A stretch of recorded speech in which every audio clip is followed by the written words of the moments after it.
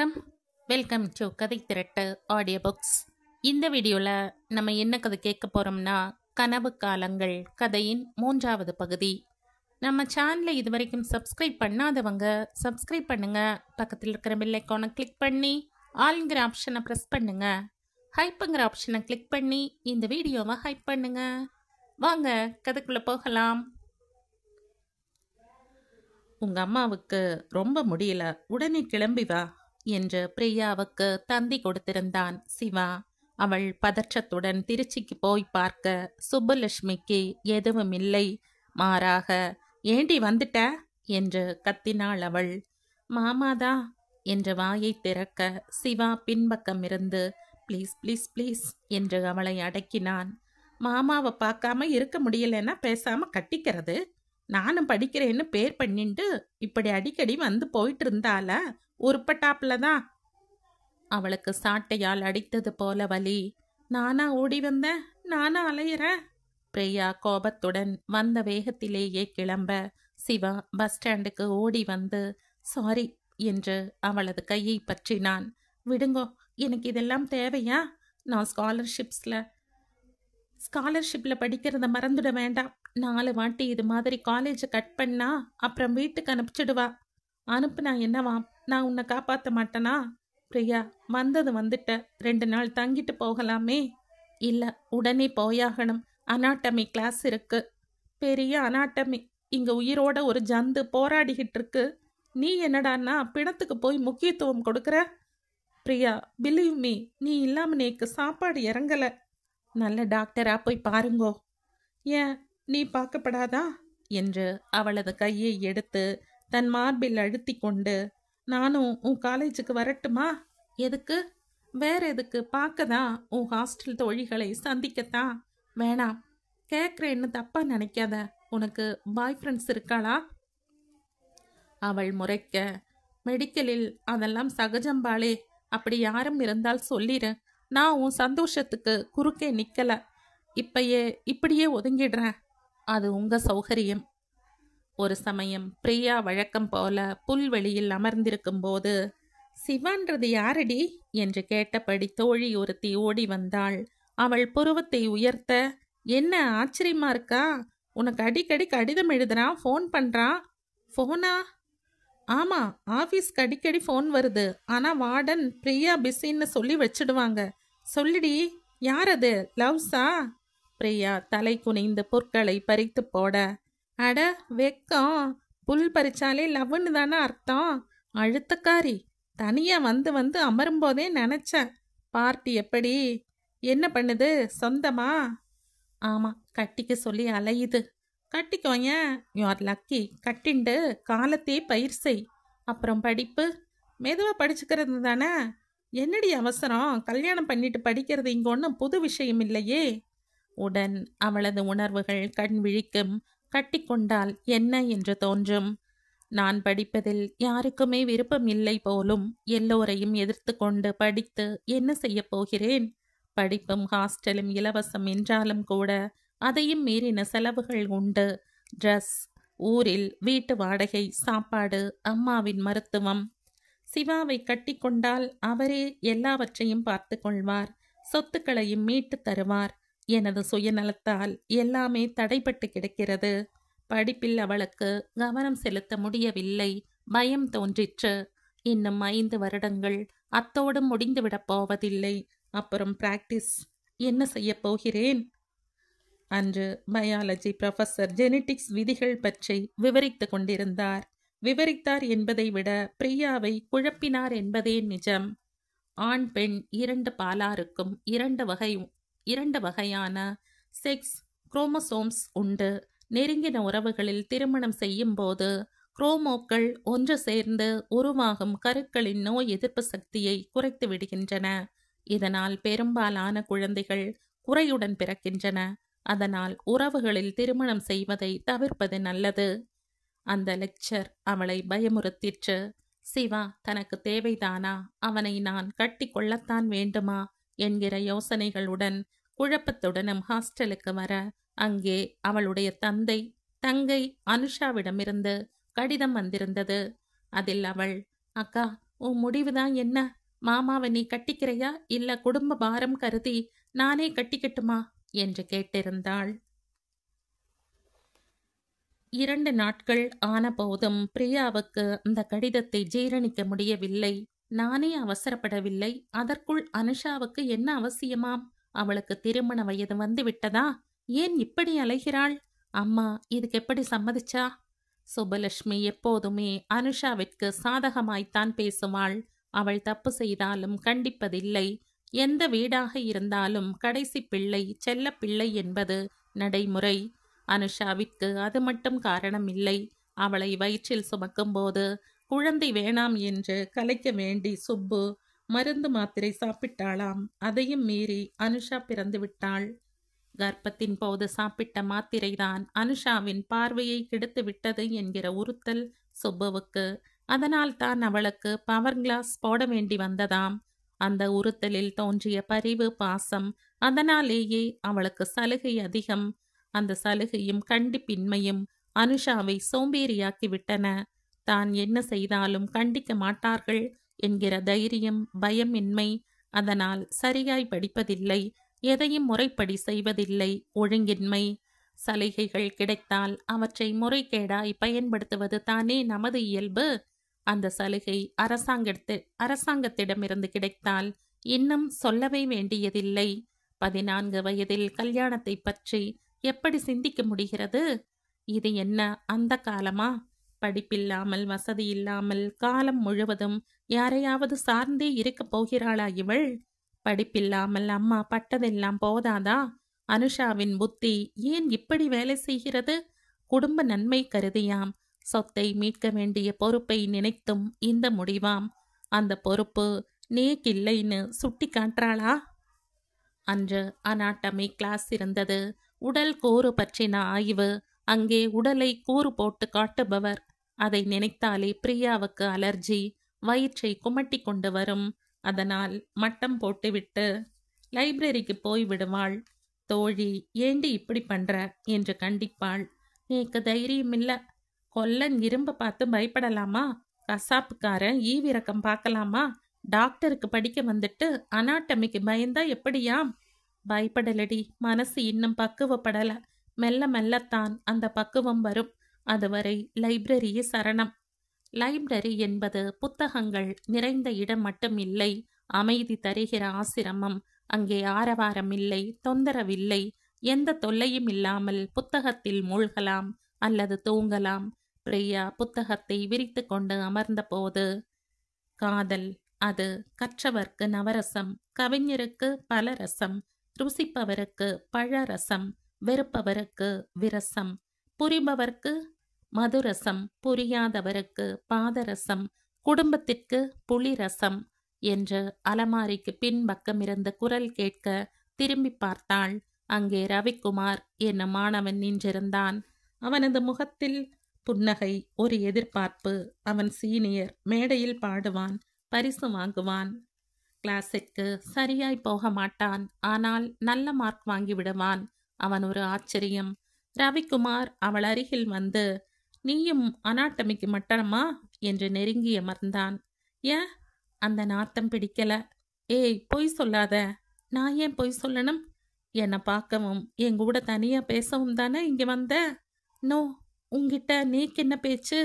வேற என்ன, காதல் ரசம்தான் என்று அவளது புத்தகத்தை பற்றினான். நானும் உன்னை ரொம்ப நாளாவே வாட்ச் பண்ணிட்டு இருக்கேன். உன்னிடம் ஆரவாரம் இல்லை, பகட்டில்லை, உன் கண்களில் பொய் இல்லை, அமைதி. அன்பே, உனது அமைதியும் மௌனமும் என்னை ஈர்க்கிறது. நானும் எத்தனையோ பெண்களை பார்த்துட்டேன். ஆனா வேறு எவரிடமும் இல்லாத பசை உன்னிடம் இருக்கு. நாம ஒட்டிக்கலாமா என்று அவன் அவளுடன் ஒட்டி கொண்டு அமர பிரியா சட்டென எழுந்தாள். அவளுக்கு அருவருப்பாயிருந்தது. என்ன பிதற்றல் இது? அமைதி தேடி தனியாய் வந்தால் காதலாம். இவனை பார்க்கத்தான் வந்தேனாம். அபச்சாரம். இவனுக்கு அனாட்டமியே தேவலை. புத்தகத்தை வைத்துவிட்டு லேபை நோக்கி நடக்க ஆரம்பித்தாள். அந்த அறை ஏசி செய்யப்பட்டு குளிர்ந்திருந்தது. உள்ளே நுழைந்ததுமே குப்பென நாற்றம். கண்ணாடி கூண்டுக்குள் ஆங்காங்கே மனித உடல்கள் தொங்கின. பெட்டிகளில் ஐஸ் கட்டிகளுடன் சில சடலங்கள் விரைத்திருந்தன. மண்டை உடைந்து மார்பு பிளக்கப்பட்டு தோல் உரிக்கப்பட்டு கை கால்கள் வெட்டப்பட்டு முண்டமாய் மூளியாய் கோரம். பிரியாவுக்கு வயிற்றை கலக்கிற்று. எலும்பு கூடுகள் ஒரு பக்கம் மிரட்டின. மனித பிறவியே இவ்வளோதான். செத்தால் பிணம், அப்புறம் எலும்பு கூடு. யாருக்கும் பிரயோஜனம் இல்லை. இந்த உடலை காப்பாற்றத்தான் அலைகின்றனர், சாப்பிடுகின்றனர். விதம் விதமாய் சாயம், விதவிதமாய் ட்ரெஸ், போலி வேஷம். இந்த உடலுக்கு வேண்டி ஆசை, சதைக்கு வெறி, சம்பாதிப்பு. ஆளாய் பறக்கிறோம், ஏமாற்றுகிறோம்.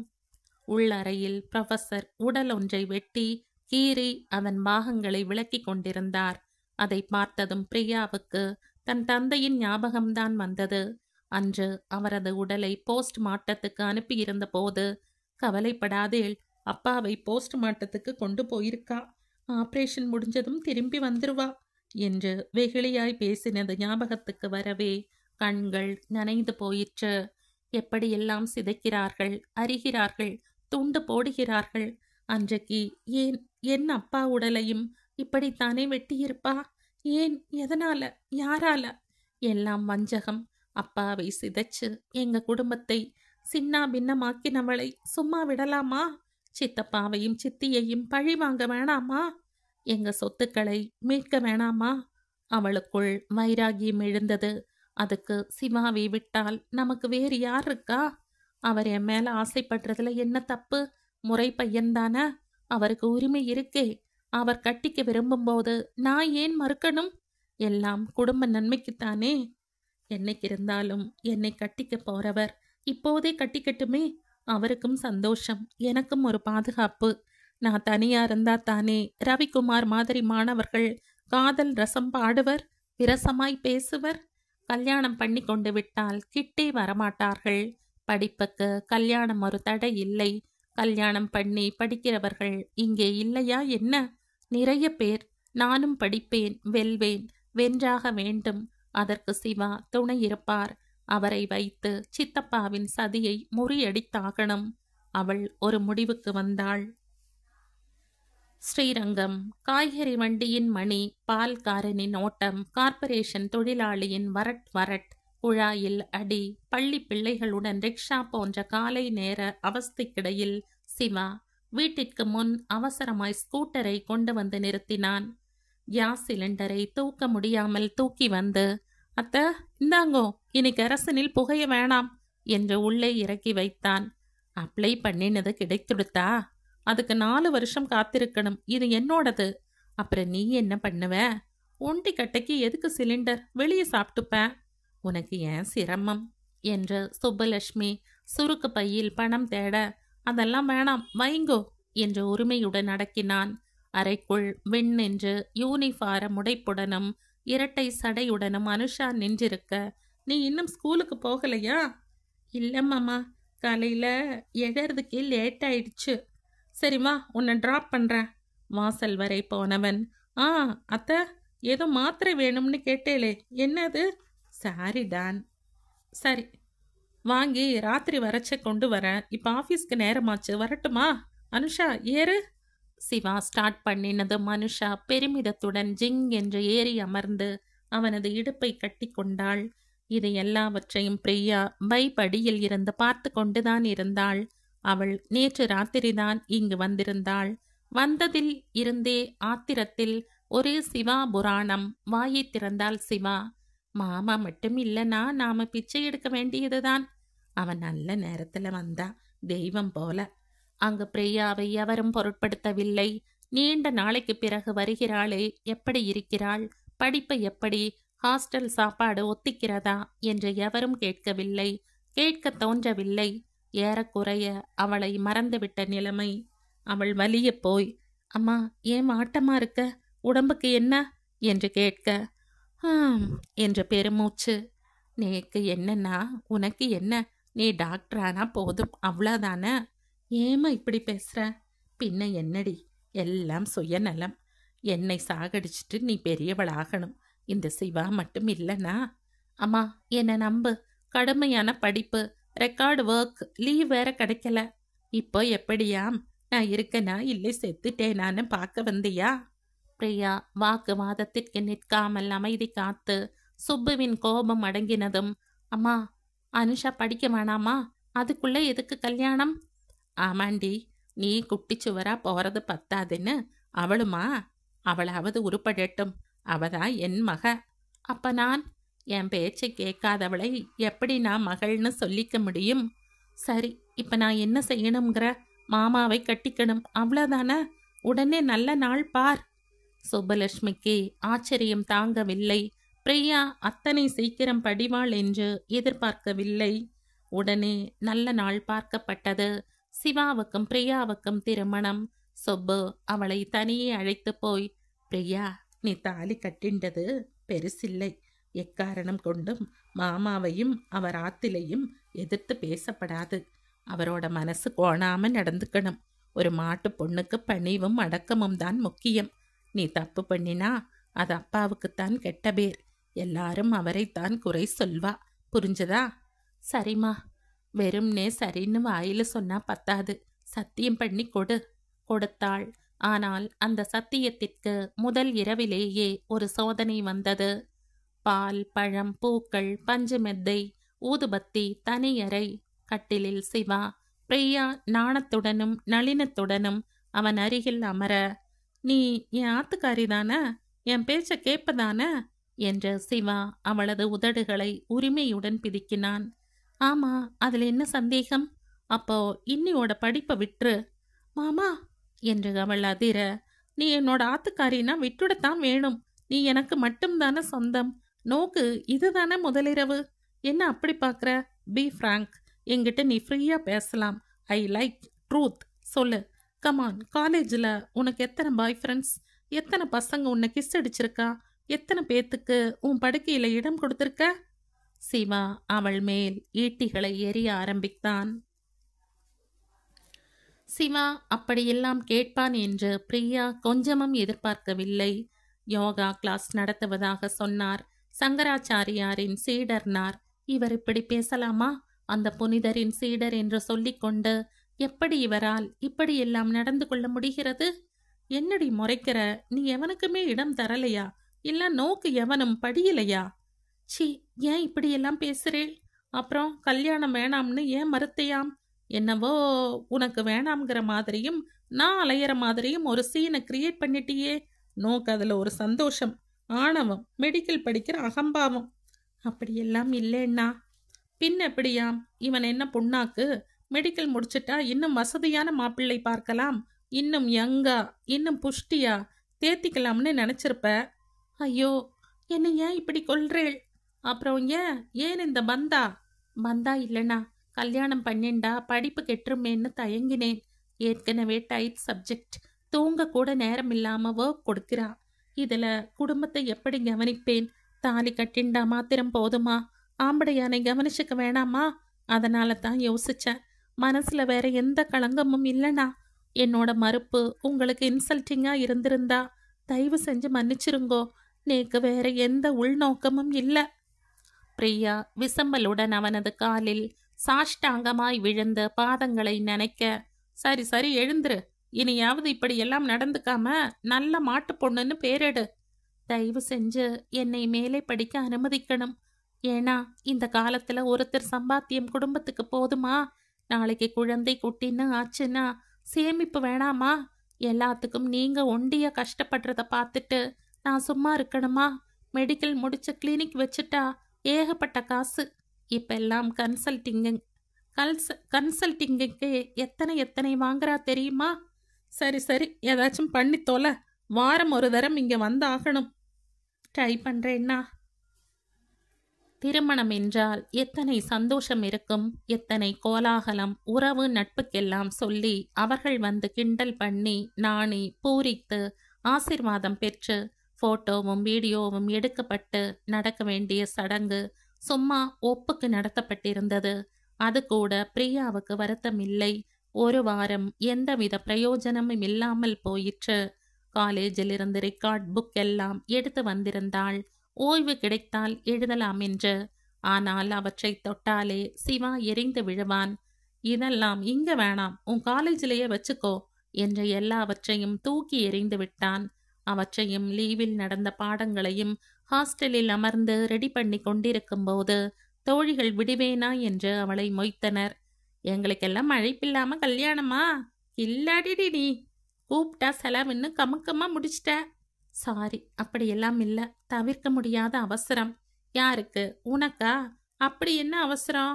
மாமா உன்னை கர்ப்பமாக்கிட்டாரா? அதுக்காகத்தான் அவசர கல்யாணமா? ப்ளீஸ் என்னை கொஞ்சம் தனியா விடுறீங்களா?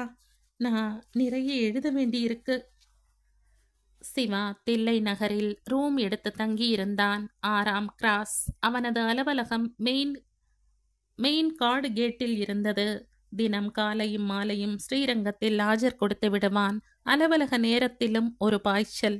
சுப்பு அவனுடைய அனுசரணையில் உருகி போயிருந்தாள். சிவா, நீ எதுக்கு ஹோட்டல்ல சாப்பிட்டு உடம்ப கெடுத்துக்கணும்? மதியம் நானே கட்டி கொடுத்துடுறேனே என்பாள். எதுக்கத்த உங்களுக்கு சிரமம்? அனுஷாவுக்கும் தரணும், எனக்கு வேற. அவ வீட்டுக்கு வந்து தானே சாப்பிட்றா. அப்ப நானும் லஞ்ச் ஹவர்ல வந்துடுறேனே. காலையில டிஃபன் பண்ணி சமைச்சு உங்களுக்கு எதுக்கு சிரமம்? வந்து போக உனக்கு நேரம் இருக்குமா? ஸ்கூட்டர் இருக்குல்ல, போக வர 20 நிமிஷம். சரி வந்துரு. வர ஆரம்பித்தான். அதுவும் அனுஷா வீட்டில் இருக்கிற நேரம் பார்த்து வருவான். மாலை நேரங்களில் வீட்டில் அடைந்து கிடக்க முடியாமல் சுப்பு கோயிலுக்கு போய் விடுவாள். அந்த நேரம் அனுஷா மட்டும் தனி. சிவா அதை உணர்ந்து, அம்மா இல்லையா என்று வீட்டுக்கு வருவான். இந்த பக்கம் ஒரு வேலை இருந்தது, அப்படியே உங்களையும் பார்த்துட்டு போகலாம்னு. அம்மா கோயிலுக்கு போயிருக்கா. சரி, நான் அப்புறமா வரேன். இல்ல, உள்ள வாங்கோ, ஒரு வாய் காஃபி. சரி, சீக்கிரம் ஆகட்டும் என்று அவளை தொடர்ந்து போய் சமையல் கட்டில் நின்று கொள்வான். வீட்டில் தனியாகத்தானே இருக்கோம் என்று அனுஷா ஸ்கர்ட்டும் பனியனும் மட்டும் போட்டிருப்பாள். தாவணிக்கு டாட்டா. அந்த புடைப்பும் விடைப்பும் அவனுக்கு தீனி. அவளது இடையும் மடிப்பும் அவனை ஈர்க்கும். சிவா அவளுக்கு நேர் பின்னால் ஒட்டி உரசியபடி நின்று கொண்டு, அனு, அவ்வளோ சர்க்கரை வேணாம் என்று அவளது தோள்பட்டை வழி கையை செலுத்தி கப்பை வாங்குவான். டிகாக்ஷன் இவ்வளோ பத்தாது என்று ஃபில்டரில் இருந்து ஊற்றுகிற மாதிரி தன் முழங்கையால் அவளது நெஞ்சில் உரசுவான். அதெல்லாம் எதேச்சையாய் நிகழ்ந்ததாகவே அவள் நினைப்பாள். ஆனாலும் கூட அந்த உரசலில் உணர்வுகள் பற்றி கொள்ளும். முகம் ஜிவு ஜிவு என்றாகிவிடும். கண்களில் ஒரு ஒளி, ஒரு பயம், அத்துடன் இனம் புரியாமல் ஒரு வகை கிளர்ச்சி. மிரண்டு போவாள். சிவா எல்லாவற்றையும் துல்லியமாய் எடை போடுவான். அவள் எதிர்க்கிறாளா என்று ஆழம் பார்ப்பான்.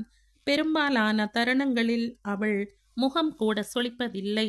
அதற்கு பக்குவமின்மைதான் காரணம். வயதுக்கேற்ற முதிர்ச்சியின்மை. தவிர அத்திம்பேர்தானே, கோபித்து கொள்ளக்கூடாது என்கிற அடக்கம். அத்திம்பேர், அக்கா தபால் போட்டாளா? எங்க, நான் இங்க தனியா காயறேன்.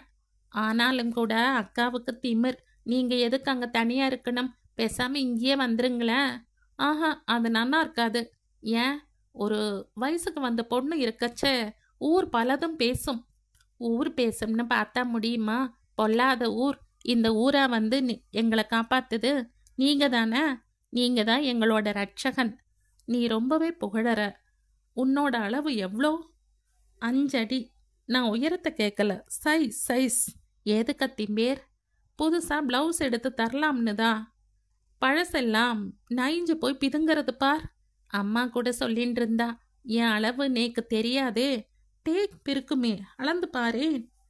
அவள் கண்ணாடியில் முன்னில் நின்று கொண்டு டேப்பை முதுகில் சுற்றி சுற்றி பார்ப்பாள். அதன் அழவும், நேக்கு சரியா வரல மாமா, அப்படியே நில்லு, நானே எடுத்து நுடுறேன் என்ற சிவா மெல்ல அவளது முதுகில் போட்டு வளைத்து விரலால் ஸ்பரிசித்து அவள் படும் அவஸ்தையை பார்த்து ரசிப்பான். சுப்புலட்சுமி இருக்கும்போது, அத்தை, அனு எப்படி படிக்கிறாளாம் என்பான். இவ கொஞ்சம் வந்துதான். காலத்துல கல்யாணம் பண்ணி அனுப்பிட்டா தேவலை. நான் வேணா மாப்பிள்ளை பார்க்கட்டா? அம்மா, நேக்கு இப்ப கல்யாணம் வேணாம். நான் மியூசிக் கிளாஸ் போகணும். உனக்கு மியூசிக்ல இன்ட்ரெஸ்டா? ஆமாம் மாமா. சரி, நான் ஏற்பாடு பண்றேன். பக்கத்தாத்துக்கு சபாபதின்னு ஒருத்தர் வந்து சொல்லித்தரார். ஏய், முதல்ல ஸ்கூலை முடி, பிறகு மியூசிக்கை பார்ப்போம். சிவா அங்கு தருணம் பார்த்து வருவான். அனுஷா தனிமையில் இருக்கும்போது சத்தம் இல்லாமல் பிரவேசிப்பான். அவள் குளிக்க வேண்டி கண்ணாடியை கழற்றி வைத்ததும் பதுங்குவான். கண்ணாடியை கழற்றி வைத்து விட்டால் அவளுக்கு எதிரே இருக்கிற உருவம் தெரியாது என்பது அவனும் அறிந்ததுதான். போதும் போதாததற்கு டஞ்சன் வீடு என்பதால் காற்றோட்டமும் குறைவு, வெளிச்சமும் கிடையாது. பகலில் கூட விளக்கு போட்டால் கரண்ட் பில் ஏறும் என்பதால் போடுவதில்லை. அது அவனுக்கு வசதியாயிற்று. அனுஷா குளிக்கும்போது மறைந்திருந்து போட்டோ எடுப்பான். அந்த கிளிக்கும் ஃப்ளாஷும் அவளுக்கு தெரிவதில்லை, உணர்வதும் இல்லை. அடைத்து போட்ட பாத்ரூமில் துணி மாற்றுவதற்கு இடம் இல்லாததால் அவள் வெளியே வந்து மாற்றுவாள். உடன் கிளிக் பளிச். அவனது சில்மிஷங்களை அறியாமல் சுப்புவும், சிவா, அனுஷாவுக்கு ஸ்கூல்ல ஏதோ ஃபங்க்ஷன் இருக்காம், அழைச்சிட்டு போறியா என்பாள். போவான். அனுஷாவுக்கு சினிமா போகணுமாம், அழைச்சிட்டு போ. அவனுக்கு கசக்குமா? அனுஷாவை ஸ்கூட்டரில் அமர்த்தி திருச்சி முழுக்க சுற்றுவான். Cinema, hotel. அவளும் வெகுளியாய் சம்மதிப்பாள். அவளுக்கு எல்லாமே ஜாலியாய் இருக்கும். ஒரு சமயம் சிவா தொடர்ந்து 4-5 நாட்கள் வீட்டுக்கு வரவில்லை. அதன் காரணமாய் மளிகை காலி. கேஸ் தீர்ந்து போய் கெரசினுக்கு டிமாண்ட். ஆத்தில் எதுவுமே கிடைக்காமல் இருந்தபோது முன்பு அத்தனை கஷ்டம் தெரியவில்லை. இப்போது எல்லாமே எளிதாய் கிடைத்து இடையில் தடைப்படும்போது கஷ்டம், ஏமாற்றம். அனுஷா, மாமாவுக்கு என்னாச்சு, ஏன் வரலேன்னு போய் பார்த்துட்டு வா என்ற சுப்பு அவளை அனுப்பினாள். தில்லை நகர் போய் அந்த ரூமை தேடி கண்டுபிடித்து பார்த்த அனுஷாவிற்கு பதற்றமாயிற்று. காரணம், அங்கே சிவா அம்மை போடப்பட்டு கட்டிலில் காய்ச்சலுடன் கிடந்தான். அத்திம்பேர், எத்தனை நாளா இப்படி? 4 நாளாச்சு. ஏன் எங்களுக்கு சொல்லி அனுப்பல? எங்களுக்கு ஏதாவது ஒண்ணுன்னா துடிச்சு போறேள், ஓடி ஓடி வந்து உதவுறேள். உங்களுக்கு ஒண்ணுங்கிறச்சு எங்களால முடியலையே, இருங்கோ அம்மாவை அழைச்சு வரேன். சிவா உடல் நலைந்து கிடப்பதை பார்த்ததும் சுபலட்சுமிக்கு மனசு கேட்கவில்லை. ஏன்பா, மருந்து மாத்திரை சாப்பிட்டியா? இல்லத்த. ஏன்? எழுந்து போக முடியல. அதை கேட்டதும் அவளது மனம் உருகி போனது. மருந்து மாத்திரை இல்லாம, சோறு தண்ணி இல்லாம, கவனிக்க ஆள் இல்லாம நாங்க இருச்சேன். நீ என்ன அனாதையா? உடனே ரூம காலி பண்ணிட்டு எங்களோட வந்துரு. வம்பை விலைக்கு வாங்குவது என்பார்களே, சுப்புலட்சுமி அறியாமல் அப்போது அதைத்தான் செய்து வைத்தாள். 2 வாரங்கள் சிவா படுக்கையிலேயே கிடந்தான். அம்மை தழும்புகள் வடிகிற வரை அவனுக்கு ராஜ உபச்சாரம். சோம்பேறியான அனுஷா கூட வீட்டையும் அறையையும் சுத்தம் பண்ணி வேப்ப இலை குத்தி வைத்தாள். அவனுக்கு இளநீர், நேரப்படி சுத்தமான ஆகாரம். பணம் எல்லாம் அவனுடையதுதான் என்றாலும் கூட அந்த அரவணைப்பும் அன்பும் சிவாவையும் நெகிழ வைத்தது. காலம் முழுக்க அவன் தங்களை காக்கப் போகிறான். பிரியாவுக்கு வாழ்வு அளித்திருக்கிறான். அவனுக்கு பதில் உதவி பண்ண இது ஒரு வாய்ப்பு என்று சுப்புவும் வரிந்து கட்டிக்கொண்டு கவனித்து கொண்டாள். சிவாவை வீட்டிற்குள் வைத்து கொண்டது அவளுக்கு தப்பாக தோன்றவில்லை. ஒரு பக்கம் அண்ணா பையன், இன்னொரு பக்கம் மருமகன். நம்மால் அவனுக்கும் ஆதரவு, அவனால் நமக்கும் பாதுகாப்பு என்றே அவள் நினைத்தாள். அதற்கும் அப்பால் விகற்பமாய் அவளுக்கு சிந்திக்க முடியவில்லை. ஆனால் சிவாவிற்கு லைசன்ஸ் கொடுத்தது போலாயிற்று. முன்பெல்லாம் திருடன் போல வந்து வந்து போகணும். இப்போது அந்த பிரச்சனையே இல்லை. உரிமை கொடுத்து விட்டார்கள். உடல் தேறினதுமே அவனது மனம் தேறிவிட்டிருந்தது. பழைய புத்தி. அது சின்ன வீடுதான். முகப்பில் சின்னதாய் ஹால், அப்புறம் தட்டுமுட்டு சாமான்களுடன் ஒரு அறை, சமையற்கட்டு, பின்பக்கம் பாத்ரூம். வீட்டில் பிரைவசி என்று எதுவும் எதிர்பார்க்க முடியாது. சொந்த அத்திம்பேர்தானே என்று அனுஷாவும் தலை சீவுவது, உடை மாற்றுவது என்று எதற்கும் கூச்சப்படுவதில்லை. அதெல்லாம் அவனை உசுப்பிவிட்டன. அனுஷாவின் ஒவ்வொரு நடவடிக்கையையும் அவன் கண்காணிக்க ஆரம்பித்தான். அவளுடன் தனிமை கிடைக்காதா என்று தருணம் பார்த்திருந்த போது சுப்பு, சிவா, அனுஷாவை அழைச்சுண்டு நீ சமயபுரம் போய் வந்துரு என்றாள். என்ன விசேஷமத்த? நோக்கு அம்மா போட்டிருந்தப்போ நன்ன ஆகணும்னு சொல்லி அங்க பிரதட்சணம் பண்றதா வேண்டிட்டுட்டாளாம். பிரார்த்தனை பலிச்செடுத்தோன்னோ அது தள்ளி போடப்படாது பார். அணுக்குட்டி, நீ எனக்கு வேண்டி என்ற சிவா உருகிற மாதிரி பாவனை பண்ணி, நோக்கு நான் என்ன கைமாறு பண்ண போறேன் என்ற சுப்புவின் முன்னிலேயே அவளை கட்டிப்பிடித்து அவளது கன்னத்தில் முத்தமிட்டு தேங்க் காட் என்று கண் கலங்கினான். சொந்த ஆத்துல பகச்சுண்டு வந்து கல்யாணம் பண்ணி பிற்பாடு பிரியாவும் என்னை விட்டுட்டு போனதும் நான் அனாதை போல இருந்த. இப்பதான் புரியுது, நான் அனாதை இல்ல, நேக்கு நீங்கள்லாம் இருக்கேள், அது போதும். என் மனசு குளிர்ந்து போச்சு. அனு, புறப்படு. அவர்கள் ஸ்கூட்டரிலேயே சமயபுரம் போனார்கள். அங்கே மாரியம்மன் கோயிலில் சேர்ந்து நடந்து, அம்மா, தாயி, ஆத்தாளுக்கு உப்பு வாங்குமா, கண் வாங்கி போடுமா, உன் கண்ணு நல்லாகும் என்று தட்டுக்களை ஏந்தி விரட்டி கொண்டு வந்த பெண்களை அனுஷா போங்கோ என்று விரட்ட, சிவா 2 கண் கொடுமா என்று வாங்கினான். அத்திம்பேர், எதுக்கு இதெல்லாம்? உன் கண் பவர் குறையத்தான். அது அவளது நெஞ்சை தாக்கி இருக்க வேண்டும். சிவா அதை ஓரக்கண்ணால் கவனித்து அர்ச்சனை சீட்டு வாங்கினான். அனு, நீ போய் தலையோட ஸ்நானம் பண்ணிட்டு வந்துரு. பையை பார்த்துக்கணுமே, நான் பார்த்துக்கிறேன். அங்கே ஓடையில் தண்ணீர் நிறைந்து ஓட, பிரார்த்தனைக்கு வந்தவர்கள் எல்லாம் குளியலில். ஒரு பக்கம் மொட்டை மொட்டை போட்டவர்கள் சுட சுட குளியலில். அங்கே வந்தவர்கள் எல்லாம் உண்மையான ஆத்மார்த்தமான பக்தி இருக்க, சிவா மட்டும் அதற்கு விதிவிலக்கு. அனுஷாவை ஓடையில் இறக்கிவிட்டு வேடிக்கை பார்த்தான். அவளது வனப்பை ரசித்தான். அவள் ஈரம் சொட்ட சொட்ட எழுந்து வந்து கோயிலை சுற்றி அங்க பிரதட்சணம் பண்ண, அவளுக்கு உதவுகிற மாதிரி இடுப்பையும் வயிற்றையும் பிடித்து இந்த பக்கம் அந்த பக்கம் என்று திருப்புவான். அதிலே அவனுக்கு ஒரு கிக், அல்ப சந்தோஷம். ஈர உடையில் மண்ணும் புழுதையும் ஒட்டி ஆடை விலகினதை அவன் மிருகத்தனமாய் ரசித்தான். அங்கிருந்து திரும்பும்போது அனுஷா, அத்திம்பேர், என்னை மியூசிக் கிளாஸ்ல சேர்த்து விடுறேன்னு சொன்னேளே, சேர்ந்துக்கோ. கிளாஸ் எங்க? அன்னைக்கு நான் சொல்லல, சபாபதி அவர் சீனிவாசன் நகர்ல நடத்துறார். அம்மாயிட்ட கொஞ்சம் சொல்றேலா? சொல்ற. சொல்லவும் செய்தான். அன்று ஆபீஸ் முடிந்து வரும்போது சிவா, அத்த, உங்களோட பிரார்த்தனை வீண் போகல என்று ஓடி வந்தான். என்னப்பா விஷயம்? மும்பையிலிருந்து நம்ம எல்லாம் வர சொல்லி ஃபோன் பண்ணா. எதுக்கு? நேர்ல பேசி சொத்தை ஒப்படைக்கத்தான். எல்லாம் உன் கைங்கரியம்பா. அத்த, எல்லாரும் ரெடி ஆகுங்க. இன்னும் 2 நாள்ல நாம கிளம்புறோம். டிக்கெட் ரிசர்வ் பண்ணிட்டு தான் வந்திருக்க. அத்திம்பேர், பிரியாவுக்கு சொல்ல வேணாமா? வேணாம், அவளை எதுக்கு டிஸ்டர்ப் பண்ணணும்? போயிட்டு வந்த பின்னாடி சொல்லிக்கலாம். 3ஆம் நாள் அவர்கள் பயணத்திற்கு ரெடியாகி ரயிலில் சாப்பிட சப்பாத்தி, பூரி, தயிர் சாதம், புளி சாதம் என்று தயார் பண்ணி காத்திருந்த போது சிவா தளர்வுடன் வீட்டிற்கு வந்தான். அத்த, வெரி சாரி, நேக்கு லீவ் கிடைக்கல. ஆஃபீஸில் இன்ஸ்பெக்ஷன் நடக்குதுன்னு தர மறுத்துட்டா என்று மிகவும் விசனப்பட்டான். இப்ப என்ன பண்றது? அடுத்த வாரம் போகலாமா? வேணாம், அங்க சித்தப்பா பணிஞ்சு வந்ததே பெரிய காரியம். அவரோட மனசு மாறும் முன்பு பேசி தீர்த்துக்கணும். பிளான் பண்ணினபடி நீங்க புறப்படுங்கோ. நான் அடுத்த வாரம் வந்துடுறேன். அத்திம்பேர், எனக்கும் இந்த வாரம் எக்ஸாம் இருக்கு. எப்படி சொல்றதுன்னு யோசிச்சுட்டு இருந்தேன். நானும் உங்க கூடவே வரேனே. நான் மாத்திரம் தனியா எப்படிடி? அத்த, பயப்படுறதுக்கு ஏதும் இல்ல. இங்க திருச்சியில ஏறி உட்கார்ந்தா போதும். ஒரே ரயில். இறங்கி ஏற வேணாமா?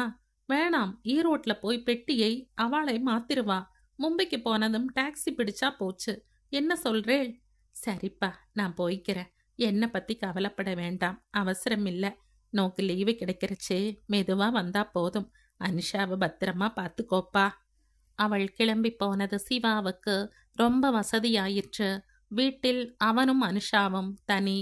ஆனாலும் கூட அவன் அவசரப்படவில்லை. அவனது நோக்கமெல்லாம் கனிதான் என்றாலும் கூட அதை அடித்து ஊதி பழுக்க வைக்க அவன் விரும்பவில்லை. கனியும் வேண்டும், அது தானாகவே கனியவும் வேண்டும். அனுஷா ஒரு நாள் கிடைத்தால் போதாது, அவளை காலம் முழுக்க வைத்து கொள்ள வேண்டும். அதற்கு மெல்ல மெல்ல அவளது மனதை பக்குவப்படுத்த வேண்டும். என் விருப்பத்தை, ஆசையை, நோக்கத்தை பேச்சோடு பேச்சாக விதைக்க வேண்டும். அதற்கு வீடு சரியில்லை, வெளியே அழைத்து போக வேண்டும். எங்கே போகலாம்? தனிமையும் வேண்டும், பசுமையும் வேண்டும். திருச்சியில் அப்படி எங்கே இடம்? முக்கொம்பு போகலாம், அல்லது காவிரி கரை. வயலூருக்கு போனால் என்ன? கோயிலுக்கு போன மாதிரியும் இருக்கும். அப்படியே அவளது நெஞ்சில் உழுது விதைப்போம். கோயிலுக்கு என்றதும் அனுஷா மறுக்கவில்லை, வித்தியாசமாகவும் நினைக்கவில்லை. அவ்வளோ தூரம் ஸ்கூட்டர்ல வேணாம் மாமா என்றாள். ஏன்? உடம்பெல்லாம் அலுப்பாயிடும். சரி, டாக்ஸி பிடிக்கட்டுமா? வேணாம், எதுக்கு செலவு, பேசாம பஸ்லேயே போகலாம். பஸ் என்றதும் அவனுக்கு ஏமாற்றமாயிற்று. பரவாயில்லை, வயலூரில் போய் பேசிக்கொள்ளலாம். வயலூரில் சாமி தரிசனம் முடித்து வா, அப்படி உட்காரலாம் என்ற குளத்தை தாண்டி புல்வெளியில் அமர்த்தினான். நீண்ட நேரம் அவன் எதுவும் பேசாமல் தலை குனிந்திருக்க, மாமா, அங்க மண்டபத்துல கச்சேரி நடக்குது போலிருக்கே, போய் கேப்பமா? அவன் நிமிர அந்த கண்கள் கலங்கி இருப்பதை பார்த்து, மாமா, என்னாச்சு உங்களுக்கு என்று பதறினாள். மனசு சரியில்லை. ஏன், என்ன விஷயம்? உங்ககிட்ட சொல்றதுக்கு என்ன? எங்க ஆத்துல பகைச்சுண்டு வந்து உங்க அக்காவை கல்யாணம் பண்ணிண்ட. ஆனா பார், அவளுக்கு என் பேர்ல பிரியம் இல்லைன்னு தோன்றது. ஏன் அப்படி சொல்றேள்? அக்கா நல்லவதான். ஆனா அவளுக்கு என்னை இஷ்டம் இல்ல. வாரம் ஒரு முறைதான் வரா. வந்தாலும் சரியா பேசுறதில்ல. வெக்கத்தை விட்டு சொல்றதுன்னா நேக்கும் அவளுக்கும் இடையே இதுவரை எந்த உறவும் நடக்கல. நான் தொடக்கூட அவ அனுமதிக்கிறதில்ல. அனு, சொல்லு, நான் என்ன குத்தம் பண்ணேன்? எங்க ஆத்துலையும் என்னை வெறுக்கிறா, இங்க பிரியாவும் வெறுத்தா. நான் எங்க போவேன்? ஒண்ணு மட்டும் சொல்றேன், கேட்டுக்கோ. அம்மாவும் நீயும் மட்டும் இல்லனா நான் என்னைக்கு செத்து போயிருப்பேன். சேச்சே, ஏன் அப்படியெல்லாம் பேசுறேன்? நான் அக்கா கிட்ட பேசுறேன். வேணாம், எனக்காக யாரும் சிபாரிசு செய்ய வேணாம். கட்டாயமும் நிர்பந்தமும் உண்மையான அன்பை ஒருபோதும் ஏற்படுத்தி தர முடியாது. அதுக்கு எங்க கல்யாணமே ஒரு சாட்சி. அவளை நான் கட்டின்றிருக்கப்படாது. அவளுக்கு அதில் துளியும் இஷ்டமில்லை. எங்களுக்குள்ள வெறும் தாலி பந்தம் மட்டும்தான். அதுக்காக அவளோட லைஃபை நான் பாழ் பண்ண விரும்பல. மெடிக்கல் காலேஜில் அவளுக்கு யார் கூடவோ லவ்வாம், உறவாம். அவளே என்கிட்ட சொன்னா. மாமா, இது நிஜமா? நிஜம், சத்தியம். ஒரு பொம்மநாட்டி வந்து தன் லவ் பத்தி தாலி கட்டின ஆம்படையாங்கிட்ட சொல்றான்னா அதை எப்படி நீக்கு ஜீரணிக்க முடியும்? என் நிலைமையை பாத்தியா? சிவா அனுஷாவின் பார்வையை கவனித்தபடி கண்களை கசக்கினான். அடி, இன்னும் அடி. அடிக்க அடிக்க அம்மையும் நகரும். இந்த அனுஷாவும் நகருவாள். நகர்த்தி ஆகணும். பிரியாவுக்கு என் மேல விருப்பம் இல்லைனா மேற்கொண்டு அவளை கம்பல் பண்றதுல அர்த்தம் இல்ல. அது நாகரிகமும் இல்ல. நான் கட்டின தாலியை நானே கழட்டிடுறேன். மெடிக்கல் முடிஞ்சதும் அவ பிரியத்துக்கு யாரை வேணும்னாலும் கட்டிக்கட்டும். அதுக்கு நான் தடையா இருக்க விரும்பல. நேக்கு தேவை அன்பு, அரவணைப்பு. வாழ்க்கையில எல்லாம் இருந்தும் எல்லாரும் இருந்தும் நான் அனாதையா இருக்க. என்கிட்ட என்ன குறை, என்ன இல்லை? நல்ல உத்தியோகம், கை நிறைய சம்பளம். என்னை ஒருத்தி ஏத்துண்டானா அவளை நான் பொன் போல வச்சுப்பேன். ஆனா அவளா என்னை விரும்பி வரணும். என் மேல உண்மையான அன்பு செலுத்தணும். அந்த மாதிரி அன்பை நீதான் என் மேல செலுத்துற. எனக்காக வேண்டிக்கிற, அங்க பிரதட்சணம் பண்ற. நீ எனக்கு மனைவியா வாச்சா நான் ரொம்ப சந்தோஷப்படுவேன். என்ன யோசிக்கிற? அக்கா புருஷனை எப்படி கட்டுறதுன்னா? இல்ல திம்பேர். அப்புறம் ரெண்டாந்தாரமா எப்படி வாக்கப்படுறதுன்னா? இல்ல, சத்தியமா அப்படி நினைக்கல. நீங்க எங்க ஆத்துக்காக எவ்வளோ செஞ்சிருப்பேள். நான் அப்படி நினைப்பனா? ஆயுசு பூரா சேவகம் செஞ்சாலும் உங்களுக்கு பரிகாரம் செஞ்சு தீராது. அப்புறம் வேற என்னதான் காரணம்? அத்திம்பேர், என்னை மன்னிச்சிருங்கோ. ஏற்கனவே என் மனசுல வேற ஒருத்தருக்கு இடம் கொடுத்துட்டேன். அனுஷா சொல்லவும் சிவாவின் கண்கள் சிவந்து போயின.